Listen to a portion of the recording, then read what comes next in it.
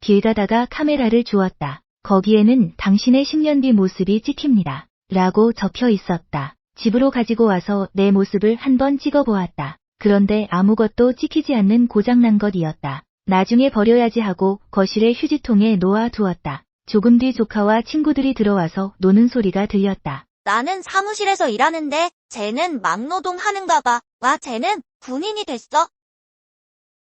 부부는 5살 아이를 키우고 있었다. 살림이 어렵다 보니 부부는 맞벌이를 하면서 아이를 키울 수밖에 없었다. 아침과 저녁은 부인이 밥을 차려주었으며 점심은 부부가 교대로 일주일씩 집으로 와서 아이에게 밥을 차려주었다. 그러다 어느 날 부부는 말다툼을 하여 서로 말을 하지 않게 되었는데 그렇게 일주일쯤 지나서 부인이 화를 내며 얘기했다. 당신 점심때 와서 아이밥만 주지 말고 금붕어 먹이도 좀 줘. 금붕어들이 자꾸 줄어들잖아. 그런데 남편은 점심때 아이밥 차려주는 것을 잊어버리고 있었다.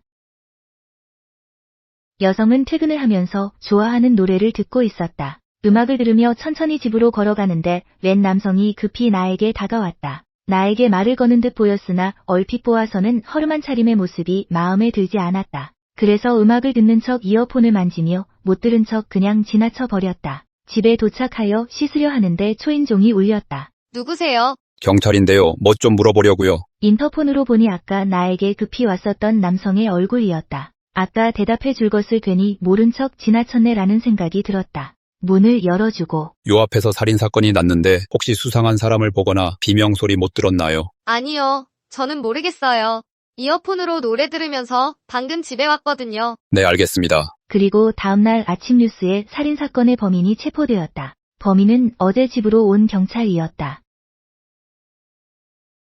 옛날 어느 나그네가 산길을 건너게 되었다. 이대로 가다간 해가 완전히 다 질 것 같은 생각이 들 때쯤에 마침 조그만 집을 하나 발견하게 되었다. 옳지 저기서 하룻밤만 재워달라고 해야겠다. 그 집에는 할아버지가 살고 있었는데 참으로 친절하였다. 사랑방에서 하룻밤 묵게 해주어서 참 다행이라 생각했다. 그런데 할아버지가 말하기를 해가 지고 밤이 되면은 절대 방 밖으로 나오면 안 되네. 여기 근처에는 밤마다 처녀 귀신이 돌아다니고 있다네. 네, 알겠습니다. 밤에는 방 밖으로 나가지 않을게요. 밤이 되었고 나그네는 문득 밤에 홀로 있자니 외롭기도 하고 처녀 귀신이 있다는 말에 호기심도 생겼다. 여자 귀신도 여자인데 어떻게 안 될까라는 생각이 들어서 방 밖으로 나가지는 않고 새끼손가락에 침을 묻혀 창호지에 살짝 구멍을 내어 방 밖을 보려 했다. 달은 떠 있어서 그렇게 어둡지 않은데 방 밖은 아무것도 보이지 않았다. 이상하다 생각하고 다시 또 보아도 아무것도 보이지 않았다. 온통 깜깜한데 빨간 노을 마냥 빨간색을 띤 어두움이었다. 뭐야, 할아버지가 거짓말한 거잖아. 아침이 되어서 할아버지에게 물어보았다. 정말 처녀 귀신이 있는 거 맞아요?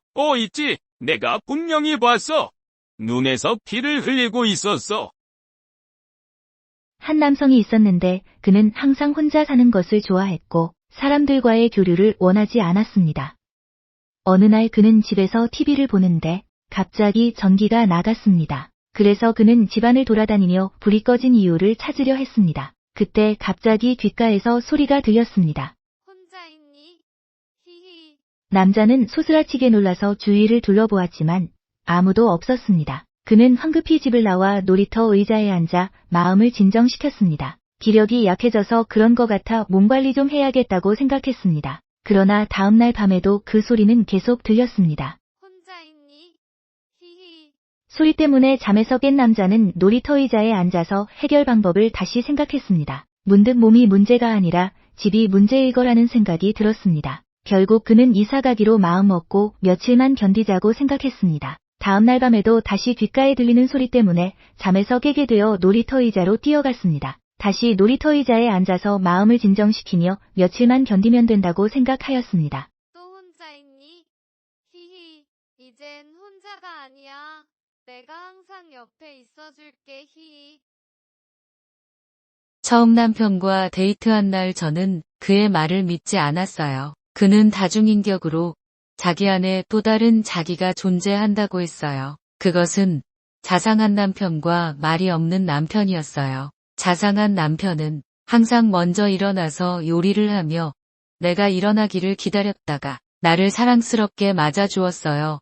나와 함께 여행 가는 것도 좋아하고 나를 항상 웃게 해주었어요. 말 없는 남편은 말이 없어서 그의 마음을 알 수 없어요. 항상 혼자만의 시간을 좋아하고 방 안에서 나오지도 않고 무언가를 시킬 때에만 차가운 눈빛으로 저를 불렀거든요. 너무 미웠지만 화를 낼 순 없어요. 그가 떠나버리면 사랑하는 남편도 볼 수 없을 테니깐요. 처음 만났을 땐 자상한 인격의 남편에서 말 없는 남편의 인격은 자주 나오진 않았거든요. 그래서 점점 나아질 수도 있겠다 생각하였지만 그것은 아니었어요. 요즘엔 말 없는 인격의 남편이 계속되고 있거든요. 이러다가 사랑하는 남편이 완전히 사라져버릴까봐 너무 불안했어요. 그리고 어느 날 새벽이었어요.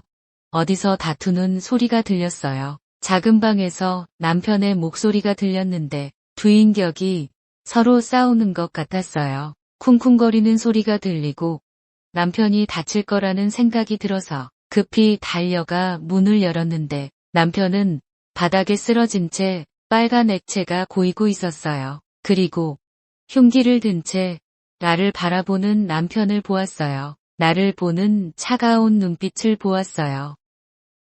좋아요, 구독 부탁드립니다.